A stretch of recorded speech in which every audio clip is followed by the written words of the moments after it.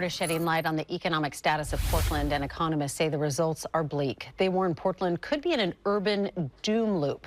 Fox 12's Drew Reeves is in studio to explain what this means. Good morning, Drew. Good morning. Yeah, so an urban doom loop is basically when businesses close, people move out of a city, and then in turn tax revenue goes down, which causes more businesses to close and then really creates a vicious cycle. Economists warn this is where Portland is headed after a report from the Portland Metro Chamber that report shows Multnomah County and Portland are losing people and high-paying jobs. The population in Multnomah County has been on decline for several years. The report says in 2023, the county lost more than 5,000 residents after losing more than 10,000 each year in 2021 and 2022.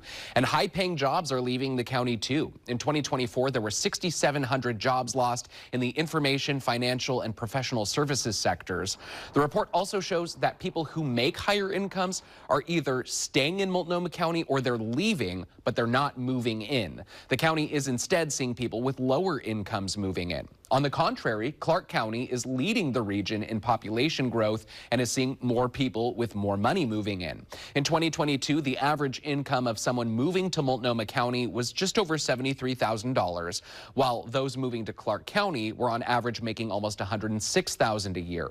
Portland also has an extremely low appeal in the national real estate market. A survey from the Urban Land Institute finds Portland second to last in the country in attractiveness for outside investors. It now ranks 80th out of 81 major cities, marking the city's lowest ranking ever.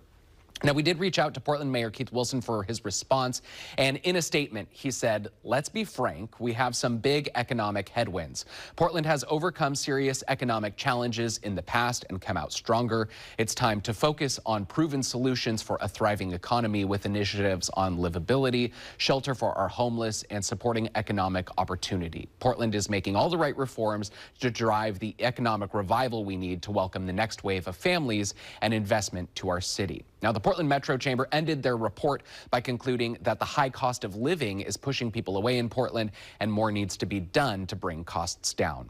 Reporting in studio, Drew Reeves, Good Day, Oregon.